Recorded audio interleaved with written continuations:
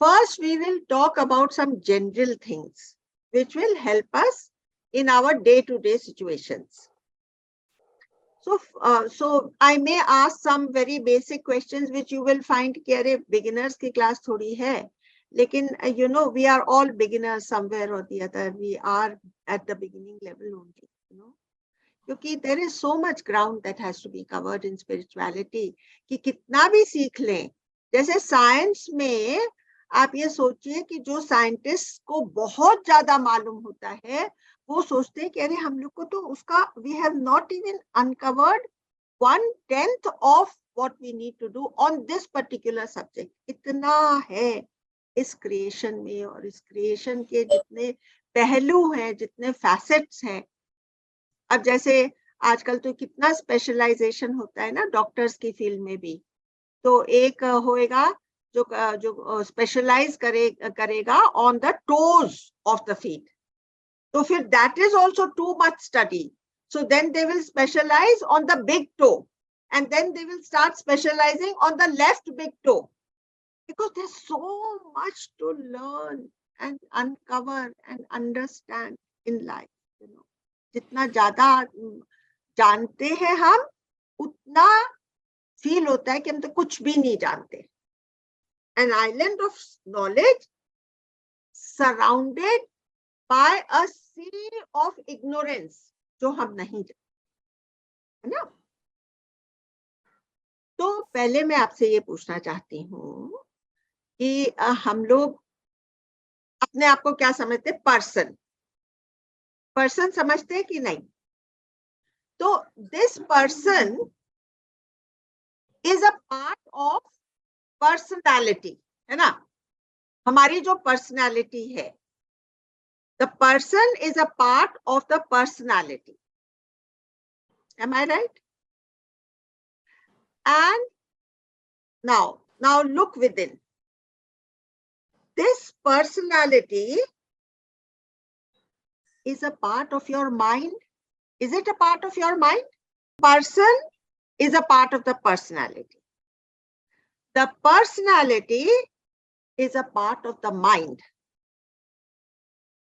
Now we have to understand what is the mind and does it have something bigger to rest upon? Like the person has a personality to rest upon. Personality is part of my mental makeup. So what is the mind a part of? That's what we have to understand. After all, this is an understanding or trying to understand who am I. Is it not? आपकी personality किस चीज से बनी हुई है? आपका जो mental makeup है उसकी आपकी पर्सनालिटी उसकी बनी हुई है कि नहीं? अपनी personality is part of how we think of ourselves, है ना? So now what we think of ourselves to be is there in our minds. Now the question is, does the mind also need something in which it can be?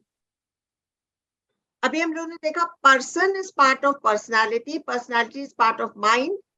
Now this mind, does it require something? जैसे इस creation के लिए एक आसमान चाहिए, space चाहिए ना? For creation to happen, we require space. For mind to happen, what do we require? Knowledge. For us to imbibe the knowledge, what do we have to have? Intellect. Let me go about it in a different way. I will just go, very systematically.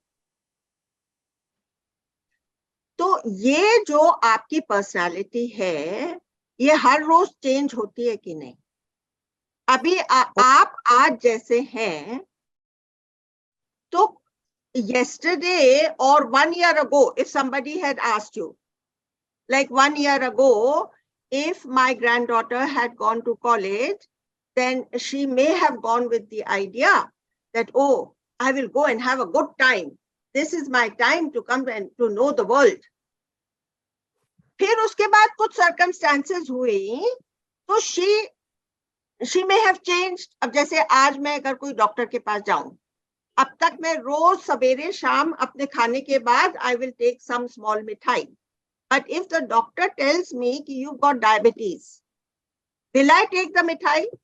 In overnight, I will change, na? This personality keeps on changing or not?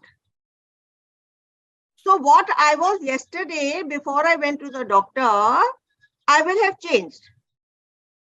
The student who had gone with the idea of having a very good time, suppose that person gets bad grades, then overnight she will change, na? And she will say, now is my time to study. I will go and apply myself and get better grades. Like that, there are so many influences which keep on happening, because of which this personality keeps on changing, or my mind or my intellect keeps on changing. तो ये सारे जो हमारे personality के traits हैं, जो हमारे mental makeups हैं, they are like clouds which keep on floating away. Or this body is like a river which keeps on changing. And the mind is the most changeable of them all. Therefore, whenever we assemble for a little while to think about who we are, we do a little invocation. So now we will do that invocation. So this will clear our mind of all that is crowding it, and our mind will move towards giving this small bit of time to knowing ourselves. So take a deep breath in.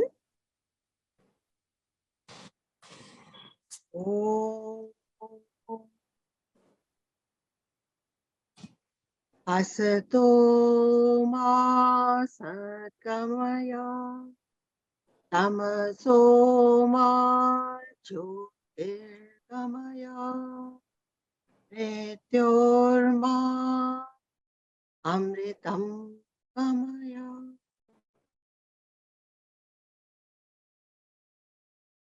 So, Om Shanti Shanti Shanti. So what was this prayer? Lead me from falsehood to truth. Lead me from darkness to light. Lead me from death to immortality. काफी बड़ा हम लोगों ने अपने आप को agenda दिया है ना? Especially the last one. Lead me from death to immortality. So is it only false words that we are saying, or words that are never likely to have a substance in our life? Let us examine this. तो बात ये है कि ये prayer क्यों substantiate हो सकती है हमारी लाइफ में, क्योंकि हमने ये जान लिया कि ये शरीर तो हर समय बदल रहा है, ये माइंड तो और भी ज्यादा चेंजेबल है, तो इन सब के पीछे मैं कौन हूं? मुझे तो वो लगता है ना कि जो मैं थी बचपन में, एकदम छोटी सी बच्ची थी, वो ही मैं अभी तक हूं। वो कौन सी मैं है? मुझे तो लगता है ना कि मैं अपने थॉट्स को जान रही हूं, मेरे चेंजेबल थॉट्स को मैं जान रही हूं। ये मुझे लगता है कि नहीं? मेरे चेंजेबल थॉट्स को, जो एक सेकंड को इधर है, अरे अभी तो मुझे उधर जाकर के ये काम करना है, अभी तो मैं ये सब चीज जानने वाली हूं ना, मेरे थॉट्स जो पल पल बदल रहे हैं। तो ये मैं कौन सी है? तो दिस इज द क्वेश्चन। हमारे स्पिरिचुअल मास्टर्स ने कहा कि this is the question which we need to ask, कि who am I? And then there is an amendment to this. Who am I के अंदर एक amendment है। हमको शायद ये पूछना ज्यादा सच्चाई के नजदीक होगा कि what am I, not who am I. Because if I say who am I, तो फिर हम फिर भी एक पर्सन से कनेक्टेड रह जाते हैं। एक हार्ड मास का पर्सन से connected. Who am I? If I have to believe in the Mahavakyas of our dharma, like Aham Brahmasmi, then I should be asking myself, what am I?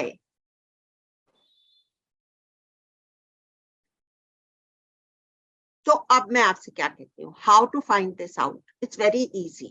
First, don't think that we have to make some huge big effort. So, yeah, बड़ी leaps लेनी है, nothing like that. जो बदलाव आपके body में हो रहा है, आपकी लाइफ के सिचुएशंस में हो रहा है, आपके थॉट्स में हो रहा है, उसको होने दीजिए। आप अपनी नजर किस पर रखिए? जो ये सब चीज जान रहा है कि ये बदलाव हो रहे हैं, उसको जो जान रहा है, इन बदलावों को आप स्पेस दे दीजिए, इन बदलावों को टाइम दे दीजिए। आपका अंदर वाला खुद अपनी गहराई को ढूंढ लेगा। आपका अंदर वाला इतना इंटेलिजेंट है, वो खुद अपनी गहराई को ढूंढ लेगा। आप खाली इन सब बदलावों का साक्षी बने रहिए, witness. At some corner in your own mind, you remain a witness to everything that is happening. आज मेरे फ्रेंड्स ने ऐसी बात कर दी, मुझे उनके ऊपर बहुत गुस्सा आ रहा है। तो now you can watch two things. एक तो ये गुस्सा आ रहा है, ये भी तो आप वॉच कर रहे हैं। वो बदलता हुआ सीन आप वॉच कर रहे हैं, साथ में आप वॉच कर रहे हैं कि मेरे को गुस्सा आ रहा है। फिर आप वॉच कर रहे हैं कि मेरे को भी मौका मिलेगा तो मैं भी उनको कुछ कड़वा सुना दूंगी। ये भी आप वॉच कर रहे हैं कि ये थॉट उठा है। When you keep yourself in this witness state, then somewhere a cooling happens. You are generating your own air condition from inside. You do not do that कि भाई मैं भी जाकर के रिवेंज लेता हूं, मैं भी जाकर के कुछ बोल देता हूं। While those thoughts are there in your mind, also watch that these things are happening. Somewhere a kind of control will come in your own self, and then you will thank your lucky stars. Oh, I remained in my stillness and things have fallen into place by their own self. जो तुम्हारा ego mind है, उसके ऊपर बहुत incidents अपना influence डालते रहते हैं। कई बार तो तुम्हें मालूम ही नहीं पड़ेगा कि वो क्या हुआ जिसके कारण तुम बदल गए। आज फलाने की इस बात का असर पड़ गया और तुम्हारे ईगो माइंड को लगता है कि उसके पास वो पावर नहीं है कि जो वो रेजिस्ट करे। जैसे तुम अपने फ्रेंड्स के साथ में बैठे हुए हो और वो लोग सब ड्रिंकिंग और ड्रगिंग में और इसमें लगे हुए हैं, और तुमको लगता है कि मेरे ईगो माइंड को it doesn't have the power to resist this kind of an influence, है ना। लेकिन अगर तुम देखोगे कि मैं अपने अंदर की स्टिलनेस को थोड़ा सा पकड़ करके रखूंगी, तो वो ये जो माइंड है ये उस तरफ जा रहा है, मुझे देखने में आ जाएगा। मैं उधर खींचा जा रहा हूं ये नहीं, ये माइंड जो है खींचा जा रहा है, ये मेरी सेंस ऑर्गन्स उस तरफ खींचे जा रहे हैं। तब तुम्हारे अंदर ऑटोमेटिक कंट्रोल आ जाएगा। You understand? Separate yourself, my witness self, from the sense organ which is running towards it, or the mind which is falling into this trap, and just watch for a little while and you will get that control.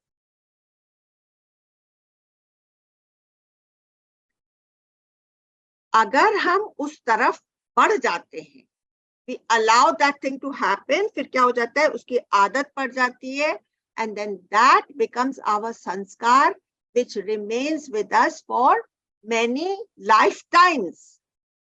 Then we get in that circle of always having that kind of a tendency.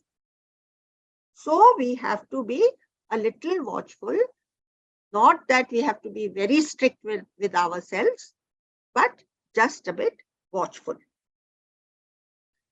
This thing, we fall into these traps because we don't know what kind of very pleasurable state is there within us. जैसे एक कहानी है कि वो एक राजा का लड़का था, तो उसको मालूम ही नहीं था कि वो राजा का लड़का है, और वो बहुत बचपन में वो कहीं खो गया था, और क्योंकि उसके पास कुछ भी नहीं था तो वो भिखारी बन गया। तो वो दर दर का भिखारी दर दर भीख मांगता फिरता था। तो राजा ने कहा कि भाई एक दिन मेरा बेटा इस तरह से खो गया था, वो तो राजकुमार है। उसने अपने वजीर से कहा कैसे भी करके इसको ढूंढ करके लाओ। वजीर ने, और उसके इधर ये चिन्ह था और इधर ये मार्क था और इससे वो पहचाना जा सकता है। तो वजीर बहुत इंटेलिजेंट था, उसने कहीं से ढूंढ ढांड करके उस राजा के लड़के को सामने पेश करा। और जैसे ही उस राजा के लड़के को बताया गया कि तुम तो भिखारी नहीं हो, तो जो कुछ भी उसके अंदर की लाख की फीलिंग थी वो सब उसी समय खत्म हो गई। And he realized that wealth of which he was already the owner. So having become the owner of that much wealth, it took him no time to become absolutely joyful and happy within himself. ठीक है? तो इसी तरह से जो हमारे अंदर का जो ट्रैंक्विलिटी है, जो अपने अंदर की वो बहुत बड़ी एक शक्ति है, पावर है, वो जब हमको मिल जाता है तब हम जो इम्प्रेशंस की नॉइजेस है, जो शोरगुल है, उनसे हम लोग दूर हो जाते हैं और हमको अपना महल या अपना घर वापस मिल जाता है। हम अपने घर में आ जाते हैं वापस, और बहुत ही ज्यादा शांति और व्हाट शैल आई से अबंडेंस के एटमॉस्फेयर में वो हमको एक चांस मिलता है to lead our lives through abundance and peace and tranquillity. तो जो हमने पहले इन्वोकेशन कहा था, lead me from darkness to light, from ignorance to knowledge, from darkness to light, and from death to immortality. तो ये सब हमारे ही लाइफ में संभव है। अब क्या होता है कि हमारा जो दिमाग है ना, हमारा जो मन है, वो बहुत ही उल्टा चलने का आदी है।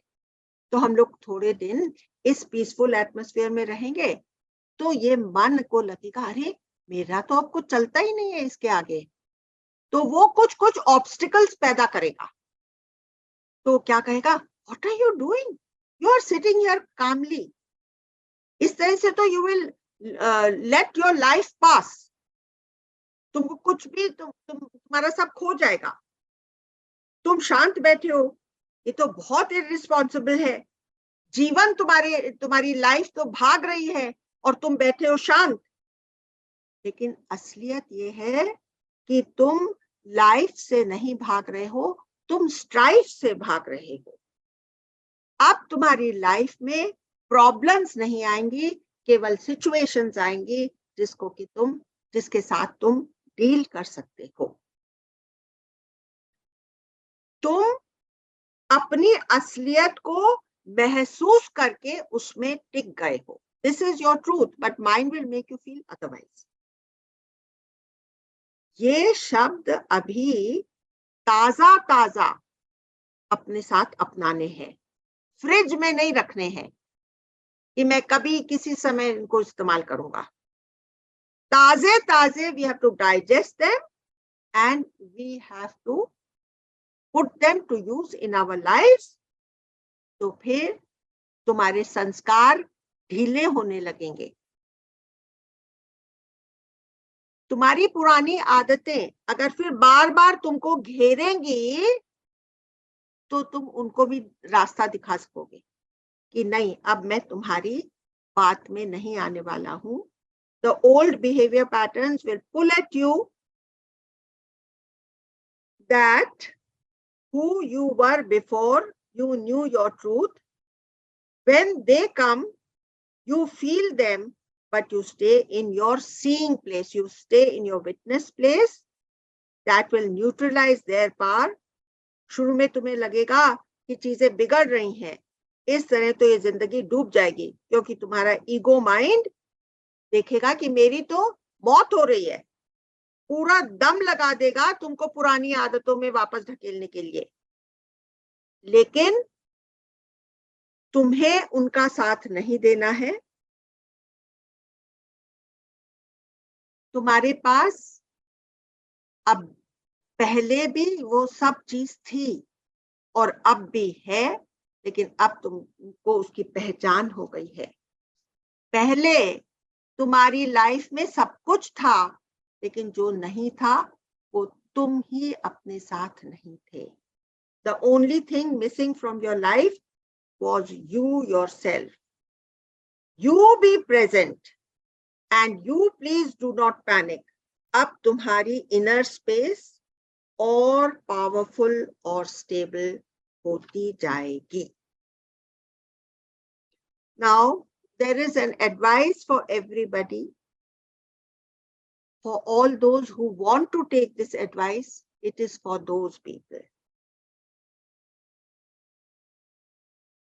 The promise is that this, which has been told to you now, its effect is immediate. It is a medicine which has immediate effect on you.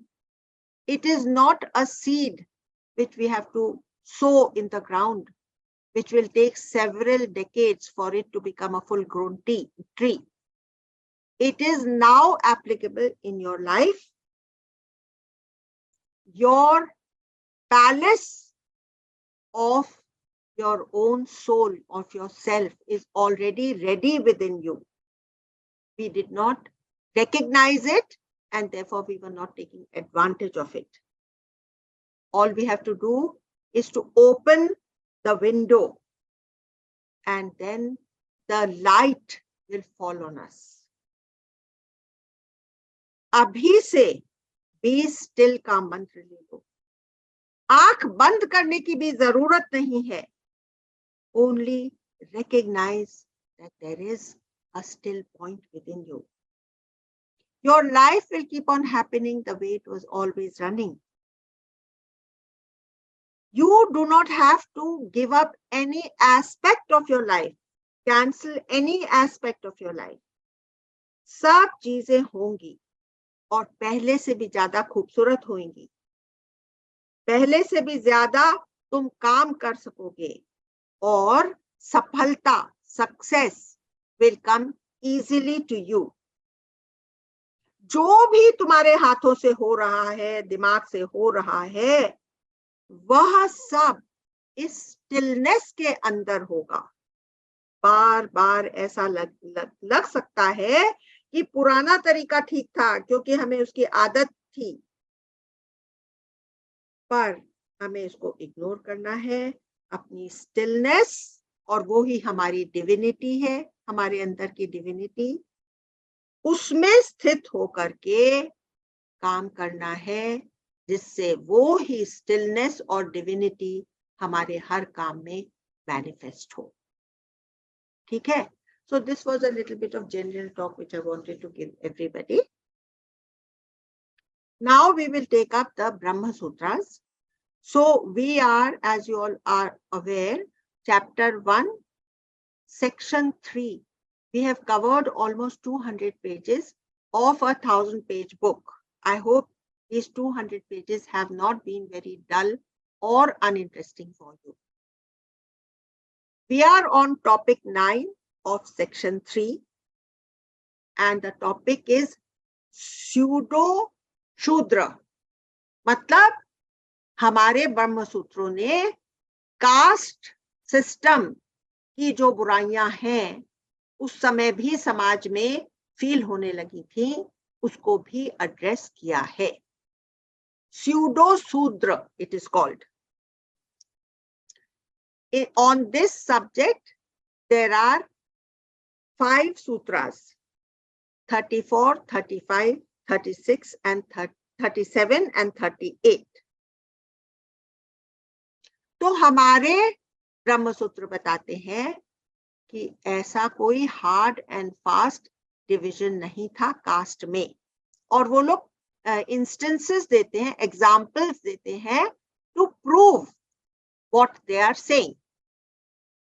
So they call it samvarga, मतलब सब एक ही माना था सबने, जैसे जिसकी इंक्लिनेशन होती थी उस हिसाब से। जैसे आज के बच्चे, कोई आर्ट्स में जाता है, कोई साइंस में जाता है, कोई कॉमर्स में जाता है, कोई वोकेशनल स्किल हासिल करने को जाता है, सब अलग अलग अपने एप्टीट्यूड की तरह से होता है, तो उसके हिसाब से होता है।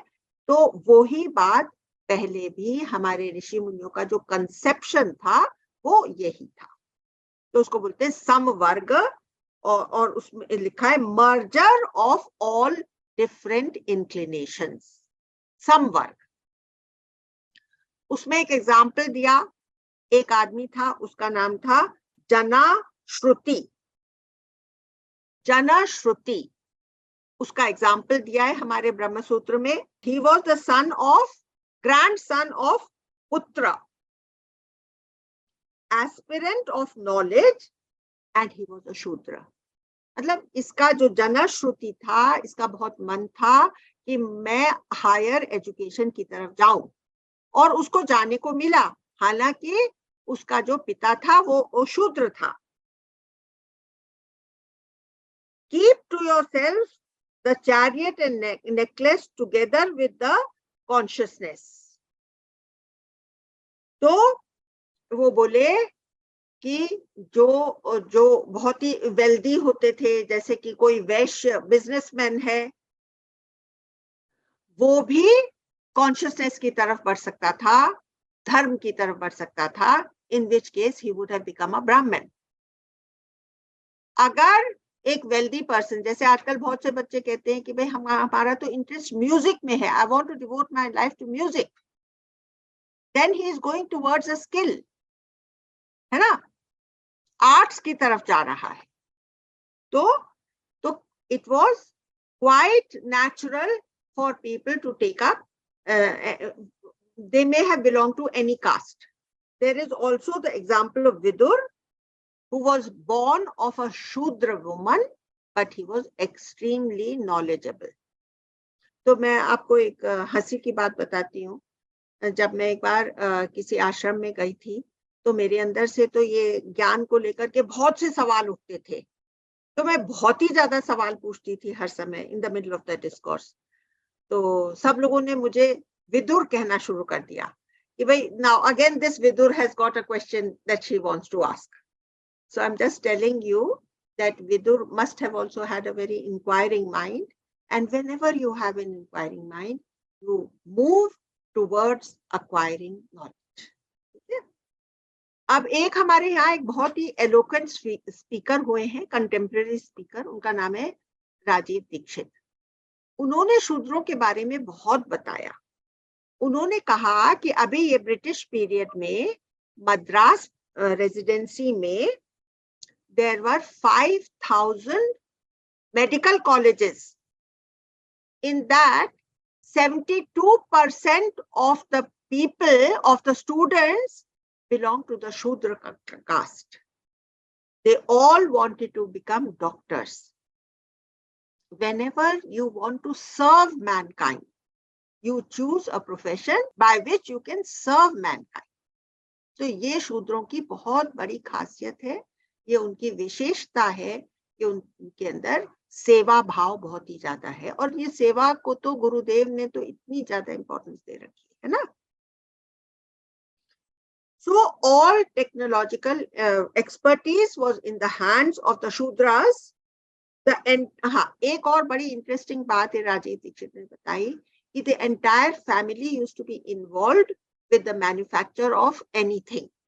Say if they are working at looms, so the entire family would be expert at doing some aspect of making a cloth.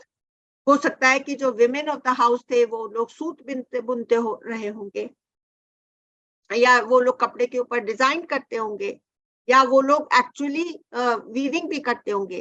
तो the whole family used to be involve. अब जैसे कि steel, India was famous for producing the best steel in the whole world.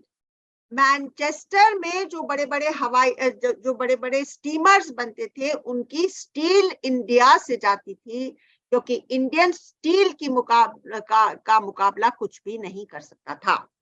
आपको मालूम ही है कि अशोक के time वो आयरन पिलर्स होते थे जिनमें आज तक जंग नहीं लगा है. The whole family would be involve in mining and then smelting and then producing iron from iron ore,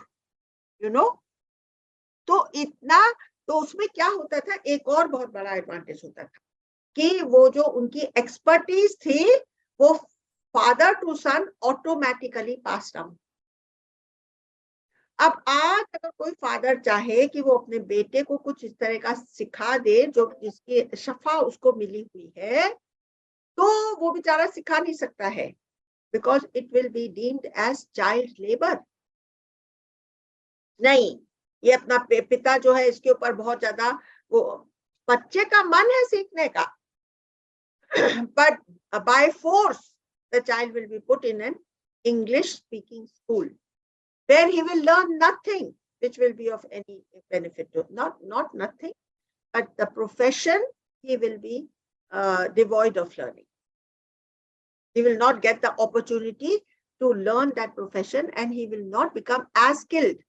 अगर बचपन से जो चीज करते आते हैं उसके अंदर जो शफा मिल जाती है, जो एक्सपर्टीज, जो वो खास उसकी बारीकी जो उसके ब्रेन को समझ में आ जाती है, उससे वो वंचित रह जाएगा. The jobs of surgeons were invariably in the hands of the Shudras. And things like plastic surgery, by the way, skin grafting and plastic surgery was invented in India. However, how many of you know this thing? I'm not sure. But it was the invention of our medical field, which was later on taken abroad. And now we are learning from them. So what I'm trying to say is that the rumblings of the caste system had begun to be heard in Vedic times. The theory, एक और बहुत बड़ा myth है जो कि फैलाया गया है, the theory that the Aryans came from outside and they became the Kshatriyas and the Brahmans and the natives of India are the Shudras. This is being spread by those who want to divide the country and make us fight with each other so that outsiders would again come and rule over our land. Doctor Ambedkar ने, जो कि एक शूद्र थे और जिनकी knowledge अथाह थी और उन्होंने इंडिया का कॉन्स्टिट्यूशन बनाया, उन्होंने एक बुक लिखी है on the history of India और उसके अंदर उन्होंने he categorically denies the theory of Aryans coming from outside. In ancient India, every person was called Arya. In ancient India, जैसे कि हम कहते हैं मिस्टर, या हिंदी में बोलते हैं महोदय, या हम बोलते हैं श्रीमान, तो उसी तरह से आर्य बोला जाता था whenever we wanted to have a respectful term to address anybody. Today, if a father is a carpenter, he cannot teach the trade to his child because it would be classified as child labor. Vedant means the end of Vedic thought. ये एक बात है, Vedant means the end. It is like end of Vedic thought, मतलब जैसे हम एक mountain को scale कर रहे हैं, तो जब हम पीक पर पहुंच जाते हैं तो that is the end of the height that we can reach. तो वेदांत means the end of the height that we can reach. अब देखिए एक और कहानी अपने शास्त्रों में बहुत ही ज्यादा खूबसूरत एंड टचिंग है. वो है जो आदि शंकराचार्य थे. वो बहुत बड़े प्रोपोनेंट ऑफ अद्वैत वेदांत थे और उनके एक मुठभेड़ हुई. There was a meeting, a chance meeting of Shankaracharya with the chandal. Who is a chandal? He is normally a Shudra. He is a Shudra who has found work in the funeral ground. तो वहां पर वो शव को जलाने लाने का काम और उनके साथ मतलब वो काम वो हैंडल करता है. वो भी एक बहुत इंपॉर्टेंट काम है. It is not a small thing. He is doing a great service. Anyway, तो क्या हुआ कि एक बार, हाँ अच्छा, अब ये जो शंकराचार्य का टाइम था, this was that period 800 years ago which saw a 1000-year debate between the 6 philosophies of Vedantic, which had come out of our Vedas. 6 philosophies के अंदर आपस में बहुत शास्त्रार्थ होते थे और उस समय भी थोड़ा बुद्धिस्ट मॉन्क्स थे. काफी हद तक बुद्धिज्म अपनी कंट्री से तब तक समाप्त हो चुका था, लेकिन कुछ sections of Buddhist monks थे who wanted to have शास्त्रार्थ with Shankaracharya because he was meant to be out and out the most superior as far as shastras were concerned. तो ये एक पॉपुलर सीन था कि ये एक young monk of 25 years, he is sitting in this congregation where they are having शास्त्रार्थ. और उसमें क्या है कि माइंड की सटल गहराइयों तक layer after layer is peeled off and we reach the ultimate end or the subtlest thought that can enlighten us from within.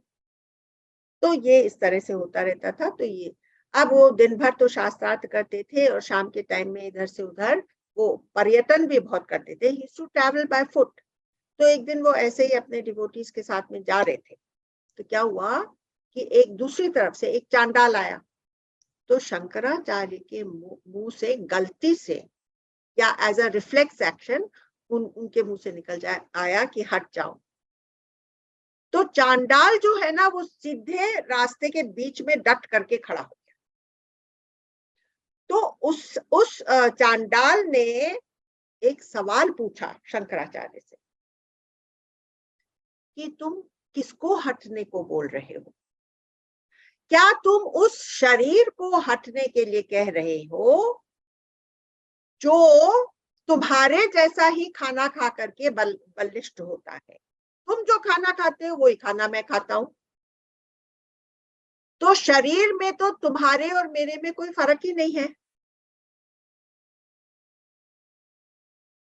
या तुम उस आत्मा को हटने को बोल रहे हो जो कि in any case one whole है, जिसके अंदर कभी कोई डिवीजन ही नहीं हुआ है. तो तुम किसको हटने को कह रहे हो? On the level of the substratum, we are all one. जैसे हम एक ही आसमान में रह रहे हैं, ऐसे ही हम एक ही substratum of our consciousness is all one, which is the space of the sky, the sky of the sky. उस लेवल पर हम लोग सब एक हैं. तो तुम उस आत्मा को हटने को कह रहे हो या तुम उस शरीर को हटने को? तो इसमें मुझे कुछ लाइंस याद आई ऑस्कर वाइल्ड की. He had written a play called The Nihilists, and here the prince of the kingdom, he had watched the cruelty which the czars used to do on the common man. So he is speaking on behalf of the public. Who? The prince. He's saying, warmed by the same sun, nurtured by the same air, fashioned of flesh and blood, like to our own. Wherein are they different? Save that they starve while we surfeit, that they toil while we idle, that they sicken while we poison. तो ये मुझे याद आ गए ये शब्द जो कि पता नहीं कितने 50-60 साल पहले मैंने अपने स्कूल में सीखे थे for an elocution. So I just remember those that ये चांडाल ने कुछ ऐसा ही सवाल शंकराचार्य से पूछा था. और फिर शंकराचार्य ने क्या कहा. अब Shankaracharya was surrounded by his devotees. So the devotees were getting very excited. कि भाई why this chandal has come and stood squarely in front of our Shankaracharya. So but Shankaracharya, he bowed down to him and he did dandavat pranam to the chandal. And he said कि मैं तुम्हारा दास हूँ और तुम मेरे गुरु हो. तुमने आज मुझे इतना बड़ा सबक दिया of equality, of oneness, of non-duality. तो जब तक ये जो नॉन ड्युअलिटी की भावना हमारे इंटेलेक्ट तक सीमित रहेगी तब तक हम गलतियां अपनी लाइफ में करते ही रहेंगे. लेकिन जैसे ही वो मेरे एक्सपीरियंस में आ जाएगी तो मेरा सबकी तरफ से कॉन्डक्ट और बिहेवियर टोटली अलग हो जाए. मानते हैं आप लोग? तो ये हुआ. अब हम लोग सूत्र टॉपिक 10 पर आ गए हैं और ये टॉपिक है vibration. That they say that it was Shiva himself who had come to give this teaching to Shankaracharya. Shiva himself had come in the form of the Chandal. और वैसे देखा जाए तो अगर वो चांडाल ही था जिसके अंदर के ज्ञान उदय हो गया था तो वो भी शिव का ही रूप हुआ ना. So the 10th topic of chapter 1 section 3 is vibration, and this is explained in sutra number 39. The whole universe is made of prana or vibration or energy. What has science told us? Now when science is telling us that the whole matter is nothing else but energy, we are willing to believe. But when our Rishi Munis said that the whole creation is nothing but vibration, he said, क्या ऊट-पटांग बात. ये जो solid मेज मेरे सामने रखी हुई है, क्या ये खाली एनर्जी है, वाइब्रेशन है? अब साइंस ने प्रूव कर दिया तो हम लोग उसकी बात पर विश्वास करते हैं. लेकिन हमारे ऋषि मुनियों ने 5000 साल पहले बता दिया था कि the whole of universe is made of prana or vibration. It is pulsating. आज साइंस क्या कह रही है?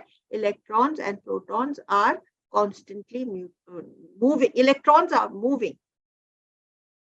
The proton, the neutron is inside the proton and the electrons are constantly moving. है ना?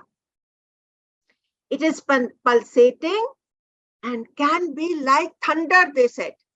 This is, I'm reading to you from Brahma Sutra. It is so powerful. This pulsation is supported by wind because it has immense power. It is nothing other than Brahman and it is immortal. Energy cannot be destroyed. एक और चीज हम science ने बताई है कि matter cannot be destroyed. Matter is energy and matter cannot be destroyed. At best, it will change its form, but it can never be destroyed. This, and we also know that the 5 elements are so powerful कि man की कितनी भी वो है, लेकिन 5 elements जब अपना decide कर लेते हैं कि हम इसको डुबाएंगे तो कोई भी man made शक्ति उसके आगे खड़ी नहीं हो सकती, है ना? Topic 11 is light. अभी देखिए वाइब्रेशन पर आ गए. अब light as declared in the Upanishad. ये है the topic 11 which is expressed in sutra number 40. What does it say? This serene one. Who is the serene one? The Brahma, the all-pervading essence, rising up from this body and realizing the supreme light becomes established in his own nature. अब ये देखिए, what is ये जो शास्त्र लिखा है ब्रह्म सूत्र, ये किस लिए लिखा है? कि हम रियलाइज करें कि वो जो कि मैं अभी हम लोग जब शुरू में जिस पॉइंट पर हम लोग शुरू करे थे कि जो पर्सन है वो पर्सनालिटी का हिस्सा है, जो पर्सनालिटी है वो माइंड का हिस्सा है, जो माइंड है उसको क्या चीज स्पेस देती है। जब हम यहाँ तक आ जाते हैं तब हम सडनली पाते हैं कि वो जो मैं विटनेस हूं, जो कि सब चीज को देख रहा हूं, ये कभी भी ऑब्जेक्टिफाई नहीं हो सकती। ये सब्जेक्ट है, ये मैं हूं। मैं कहता हूं कि देखिए, वो जो मंडन मिश्र की कहानी आपको सुनाई थी ना, जो मंडन मिश्र ने फाइनली कहा, अरे मैं हूं, वो तो मैं हूं जिसको मालूम पड़ता है कि ये मन मूव कर रहा है। तो ये जो मैं है ये कभी भी ऑब्जेक्टिफाई नहीं हो सकता, अच्छा सब्जेक्ट है। एंड दिस इज दैट ब्रह्म तत्व जिसके साथ मेरा कनेक्शन हमेशा इररेवोकेबली बना ही हुआ है।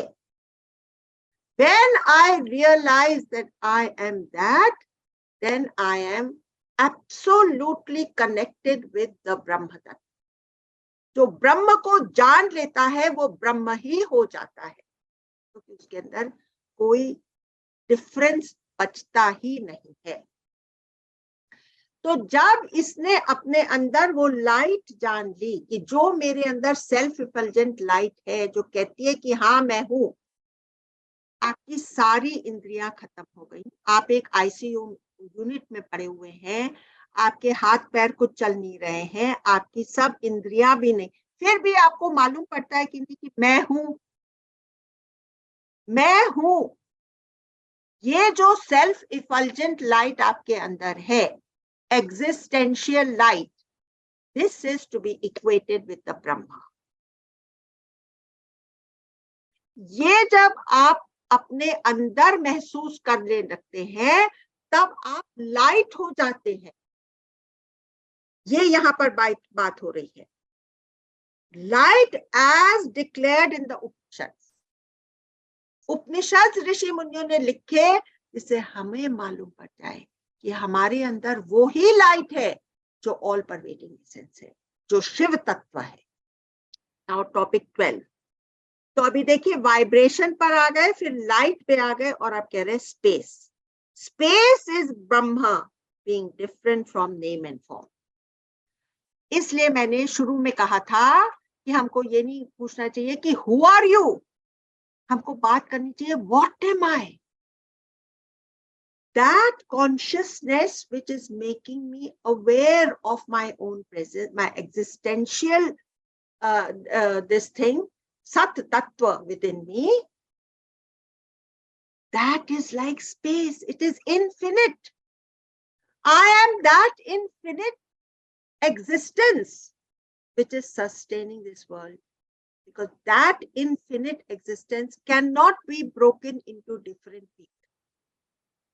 कि आपकी अलग होगी, मेरी अलग होगी, इसकी अलग होगी और उसकी अलग होगी. It is like the sky. It is that which makes me realize that I still exist, even if my indriyas are, sense organs are not working, my mind is not working, but there is that little knowingness. That is the self-effulgent light.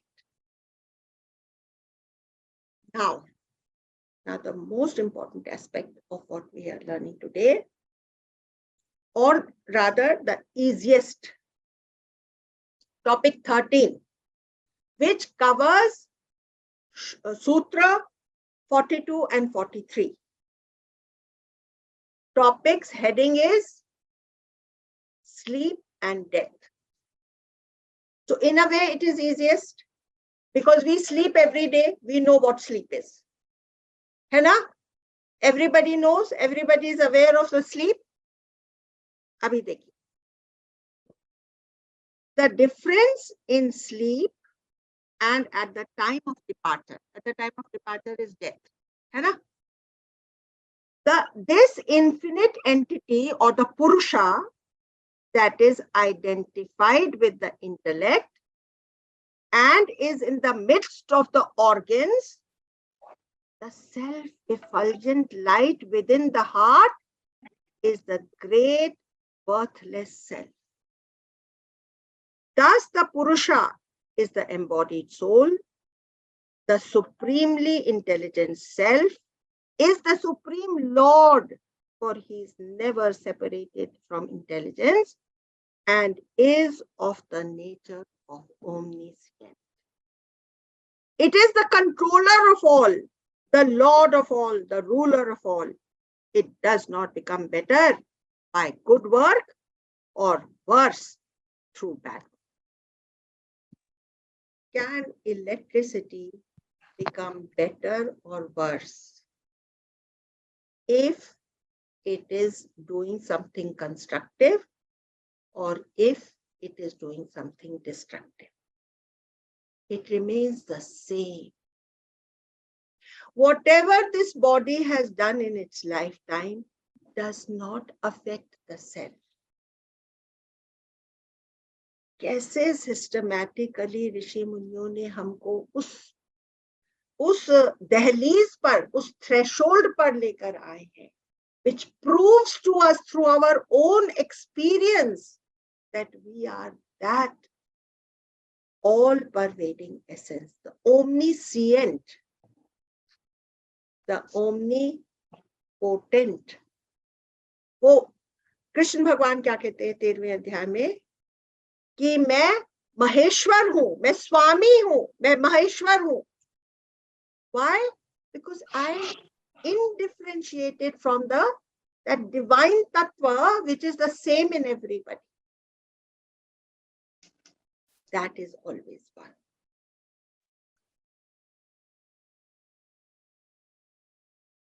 अब मैं आपको बहुत ही खूबसूरत aspect में ले जाती हूँ, ठीक है? This will be dealing a little more with the element of sleep. ठीक है? Sleep से आप क्या knowledge हासिल कर सकते हैं, ठीक है? तो अब हम लाइफ से क्या चाहते हैं? That we should rise above the sorrows and tribulations of life. यही चाहते हैं ना?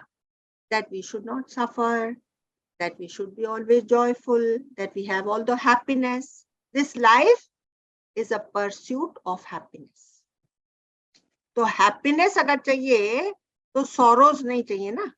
Sorrows and tribulations are minimized and happiness is very always there for me, है ना?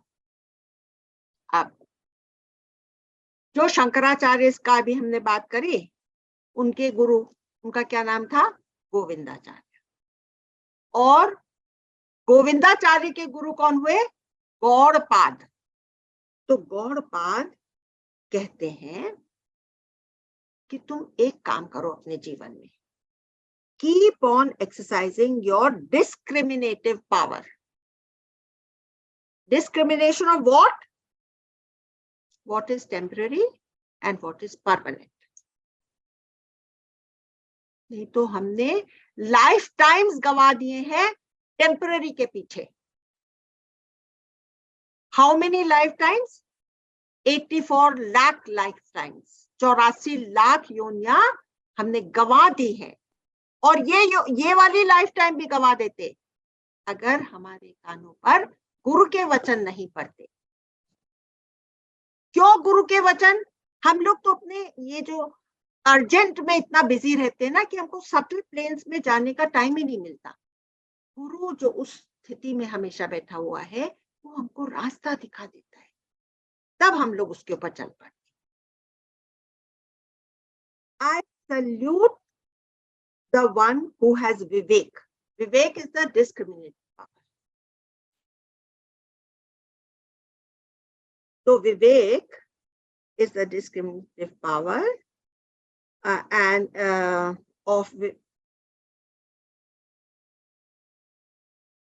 it is that which helps us to separate the right from the wrong. Spiritually speaking, in this spectacle of ever-changing transient world or life, Vivekanand, Swami Vivekanand, was able to discern the eternal. In our very experience of life, to be able to know the eternal consciousness and the bliss. In this ever-changing life, we have to find that which is eternal and which is conscious and which is ever happy. That's what we want to do. We want to find the eternal, so we become immortal. We have to find that which is sentient. मेरे अंदर का life क्या है? And we have to find happiness. ये तीन चीजें का हमारा लक्ष्य है ना. Vivekanand, his mind became absolutely absorbed in that non-dual reality like child's play. वो ऐसे इंसान थे जिनके अंदर ये एक स्किल थी कि वो अपने सारे थॉट्स को बंद करके वो जो एग्जिस्टेंशियल तत्व है, जो विटनेस है, उसके अंदर टोटली अब्सॉर्ब्ड हो जाती. आप लोग को सबको मालूम है विवेकानंद की पावर ऑफ उनकी मेमोरी क्या थी. तो एक दिन वो आश्रम में थे और वो बैठ करके इंसाइक्लोपीडियाज पढ़ रहे थे. तो एक स्वामी आया और वो कहने लगा कि अरे आप क्या कर रहे हैं. तो बोले कि मैं ये एनसाइक्लोपीडिया पढ़ रहा हूँ. क्या फायदा, इसको पढ़ने से आप कुछ रिटेन कर पाएंगे क्या. He was at that time reading the 10th volume of this Encyclopedia Britannica. तो विवेकानंद ने उसको कहा तुम चाहो तो तुम मुझे कुछ भी पूछ लो. तो उसने 6th एनसाइक्लोपीडिया निकाल दिया और उसमें उसने एक सब्जेक्ट बोला. जो उसने बोला उसके बाद जो कुछ उन एनसाइक्लोपीडिया में लिखा था उसको verbatim, almost verbatim, Vivekanand was able to recite because he had this power of concentration and focus. तो ये फोकस एक बहुत बड़ी चीज है हमारी लाइफ में.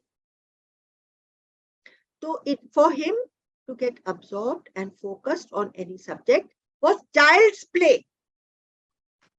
His mind had already been purified by Vivek and Vairag. I will leave what is temporary and I will go after that which will give me permanent bliss and joy. Having vairagya for the non-eternal is where the shoe pinches for most of us. Letting go is a little difficult. ये स्वामी जी अपनी तरफ से कह रहे हैं कि हम लोग सबके लिए वैराग्य अपने जीवन में उतारना थोड़ा मुश्किल हो जाता है. That's where it starts pinching us. अरे लेकिन वो अपने आप छूट जाता है. अपने आप जब छूटे, जब हमको कोई बड़ी चीज मिल जाती है तो अपने आप छूट जाता है कि नहीं. बहुत कुछ अपने आप अपने जीवन से निकल जाता है ना. How do we see the eternal in this non-eternal?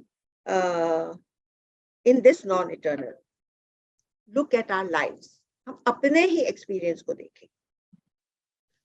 Our day has 3 experiences: waking, dreaming, and deep sleep. The day has 3 experiences. Who am I in these 3 experiences of waking? Waking, running hither and thither, or the one knitting dreams as I lie down in bed, or sometimes even in my wakeful hours I'm having dreams, or the one who is sound asleep. हमको अपने ही experience से अपनी असलियत को पकड़ना है. When we are in deep sleep, we are unaware of this body as well as the mind. ठीक बात है? हमारा mind भी चुप है, हमारी body भी एकदम चुप है. You are the one consciousness in which the waker performs, the dreamer dreams, and the sound sleeper blanks out. Try to understand it by your own dream example. अब हम रात में सोते हैं तो हमको एक ड्रीम आती है, उसमें ये वाला शरीर नहीं होता.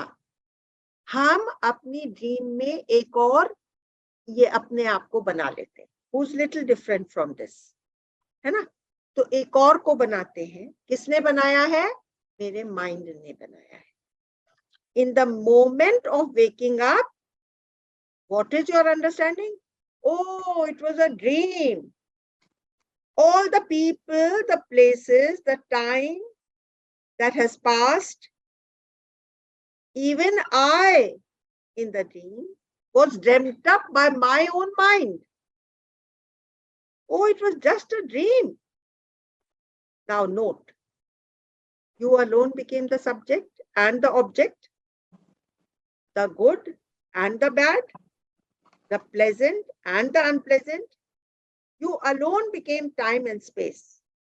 Exactly like that, it is consciousness alone which appears.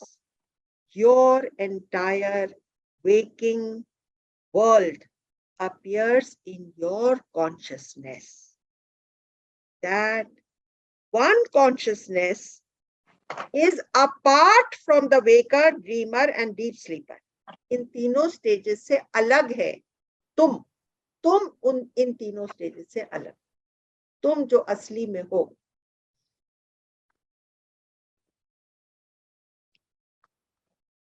It is called the fourth. तुरीय.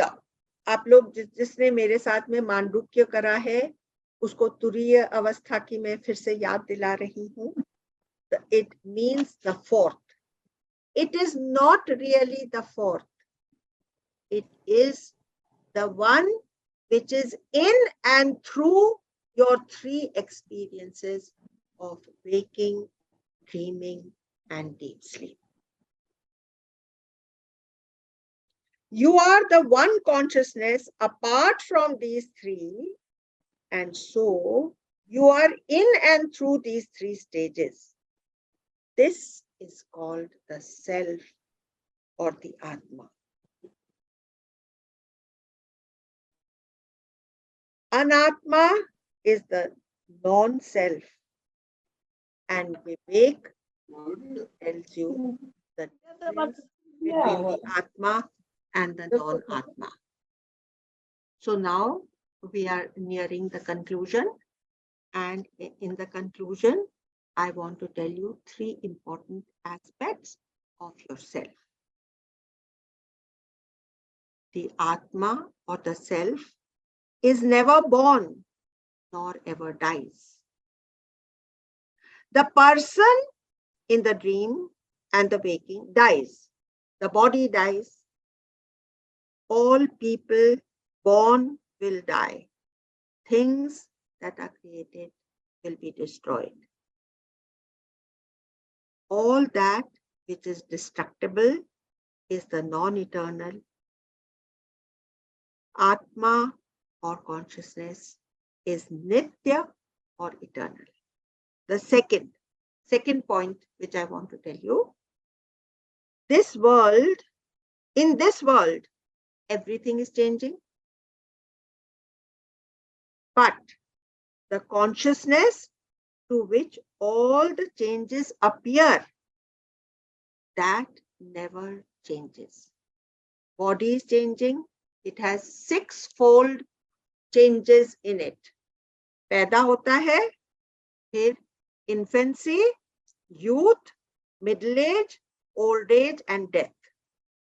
All these changes are noted by the same unchanging consciousness. इसलिए आत्मा निर्विकार है, उसके अंदर कोई चेंज नहीं आता। अनात्मा सविकार, लिख लीजिए, आत्मा निर्विकार है, अनात्मा सविकार। Last point, turyam and the waker. Turyam and the waker, dreamer and deep sleeper, are they really different? They are not really different. You, the consciousness who had conjured the dream, is the same while you are dreaming, and when you wake up from the dream, it is the same consciousness which knows that now I am awake. Atma nitya hai, anatma mithya hai. You are the reality, and the waker, dreamer, and deep sleeper are the appearances. Like a role the actor plays on the stage. Thus, the consciousness is the satya or the reality, and the rest are like the role of the actor. The consciousness is turiya, fourth, only when you count through the maya on the screen of the terrestrial plane. माया से आप गिनोगे, माया को importance देते हुए जो आप गिनोगे, तो आपकी consciousness तुरीय है, नहीं तो एक नॉन ड्यूअल एग्जिस्टेंस है. So this was the end of today's session. क्रमशः नारद भक्ति सूत्र. कुछ गुरुजनों को यह मान्य है कि भक्ति का साधन ज्ञान है. अन्य आचार्यों का कहना है कि ज्ञान भक्ति सम्मिश्रित हैं, एक दूजे पर वे आश्रित हैं. भजन कल काव्य के कुंज में.